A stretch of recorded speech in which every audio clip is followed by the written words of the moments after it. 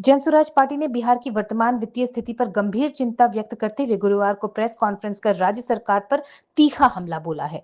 Party के प्रदेश प्रवक्ता विवेक कुमार ने कहा कि बिहार में लोकतंत्र की जगह अब वोट खरीदने की राजनीति ने ले ली है, जहां अल्पकालिक लाभ देकर जनता के भविष्य के साथ समझौता किया जा रहा है। उन्होंने कहा कि राज्य सरकार रिजर्व बैंक से एक बार फिर लगभग 12,000 करोड़ रुपए का नया कर्ज लेने की तैयारी में है, जबकि पहले ही सरकार ने ऊपर से 3.70 लाख करोड़ का कर्ज लिया हुआ है। यह स्थिति इसलिए उत्पन्न हुई है क्योंकि पहले बिना ठोस वित्तीय योजना के सरकार ने चुनाव में जनता को लुभाने के लिए कहीं पैसे, कहीं मुफ्त बिजली तो कहीं वेतन वृद्धि का वादा किया, जिसका परिणाम आज ये है कि सरकार आर्थिक संकट से गुजर रही है।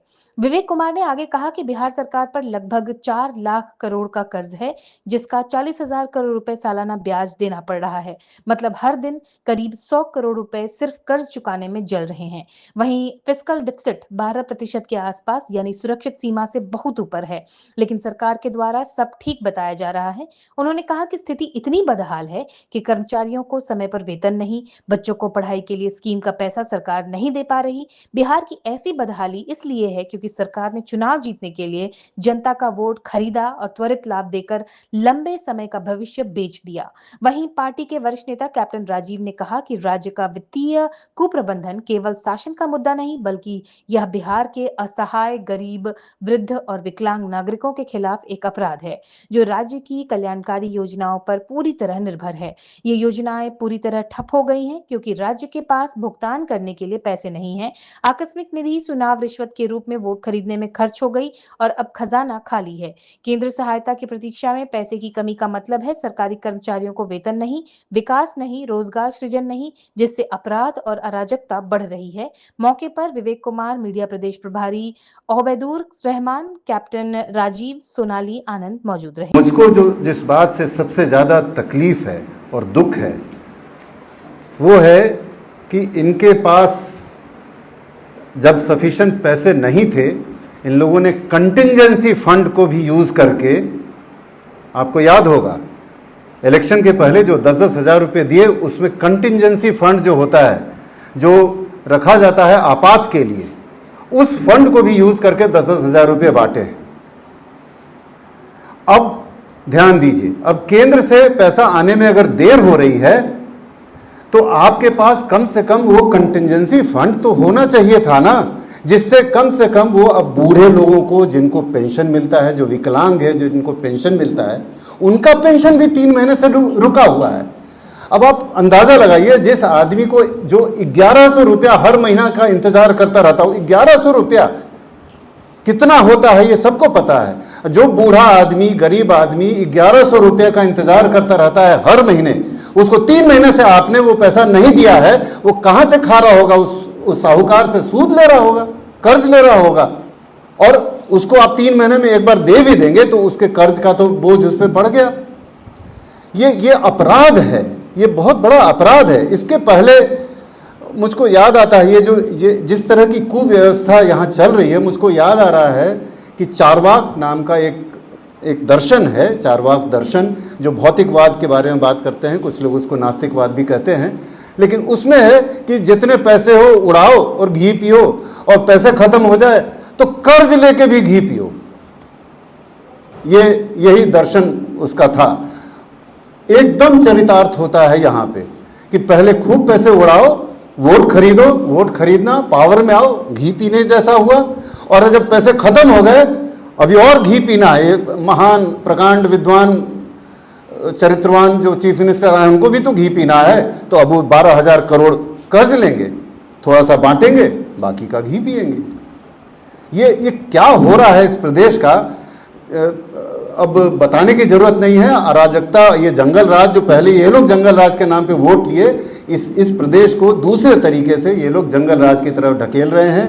जंगल राज ऑलरेडी आ चुका है। नतीजा यही है कि हम हर दिन देख रहे हैं हत्या, बलात्कार, लूट, आपस में मारपीट, 1-1 कट्ठा जमीन के लिए लोग भिड़ जा रहे हैं, गोलियां चल रही हैं, 2-2 लोग, 3-3 लोग हर दिन अखबार में पढ़ रहे हैं। ये सब मैनिफेस्टेशन है उसी फ्रस्ट्रेशन का, ना एम्प्लॉयमेंट है ना कुछ है। अब आपकी जनता भूखी मरेगी तो आपस में लड़ेगी, यही हो रहा है। और इसको आपके माध्यम से जनता तक पहुंचाना बहुत ज़रूरी है कि उन लोगों ने जो गलती की कम से कम इस बात का एहसास करे कि उन लोगों ने बहुत बड़ी गलती की, अपना भविष्य बेचा, अब कम से कम उसको रोके, जनता सरकार से सवाल पूछे, उनको दबाव में डाले। हमारा यही कर्तव्य है, यही हमारा काम है। ऑपोजिशन में बैठ के हम लोग सड़क की राजनीति करेंगे और जनता को जागरूक करते रहेंगे। बिहार पर लगभग 4 लाख करोड़ का कर्ज है, 4 लाख करोड़। और बिहार का बजट जो है, आमदनी नहीं, बजट है लगभग 3,40,000 करोड़। अब जो राज्य इतने बड़े कर्ज में डूबा हुआ हो, जिसका फिस्कल डिफिसिट 12% है, अगर उसका सेफ्टी लिमिट मानिएगा तो लगभग 3.5% होता है। फिस्कल डेफिसिट का मतलब कि जितना एक्सपेंडिचर है उससे रेवेन्यू घटाइएगा, रेवेन्यू, बोरोइंग नहीं, तब आके होता है फिस्कल डेफिसिट। और आपको ये भी बता दें कि बिहार का रेवेन्यू जो है, अपनी आमदनी है, वो पूरे बजट का मात्र 25 से 26% है। बाकी बिहार सरकार बोरो करती है। उसके बाद ये सरकार ने, लिटरली मैं बोल रहा हूं, इसको रिकॉर्ड पे रखिएगा, सरकार ने जो क्राइम किया है, बिहार के बच्चों के भविष्य को बेच दिया है। जो इन्होंने फ्रीबी के नाम पर, जो इन्होंने 10,000 रुपया पूरे बिहार में बांटा, बिजली फ्री कर दी, चुनाव से 1 महीना पहले सारे लोगों की सैलरी डबल कर दी। उस कारण से बिना सोचे समझे इन्होंने अपने इनकम को, रेवेन्यू को समझे हुए इस प्रकार का जो उन्होंने कदम उठाया, उसका खामियाजा बिहार की जनता आज भुगत रही है। कैसे भुगत रही है?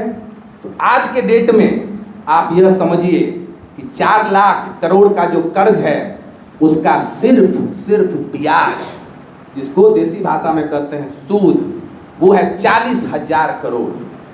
मतलब जिस राज्य में 8 करोड़ से ज़्यादा लोग 100 रुपये नहीं कमा रहे हैं, उस राज्य में हम लोग के मुख्यमंत्री और ये जो सरकार चला रही है, वो हर दिन 100 करोड़ का कर्ज चुका रही है।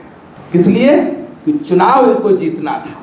इनको पिछले दरवाजे से जनता को भ्रमित करके, जनता को कई वोट उनका खरीद कर इनको चुनाव जीतना था, उसका खामियाजा हम लोग भुगत रहे हैं। जिन माँ के नाम पर इन्होंने वोट लिया, मोदी जी ने अड़वा और उसना चावल जिन माँ को खिलाया, उसके बच्चे आज बेरोजगार हैं, पलायन रुक नहीं रहा है। लगभग 60,000 बच्चे जो स्टूडेंट क्रेडिट कार्ड स्कीम में इनरोल्ड हैं, ये मुद्दा भी मीडिया को उठाना चाहिए, उनको पैसा नहीं मिला है। 5 लाख से ज़्यादा सरकारी कर्मचारी को पिछले 2 महीना से पैसा नहीं मिला है। स्वास्थ्य, इंफ्रास्ट्रक्चर, शिक्षा का सारा काम ठप पड़ा हुआ है। क्यों? क्योंकि इनको पिछले दरवाजे से वोट खरीद कर सरकार बनानी थी।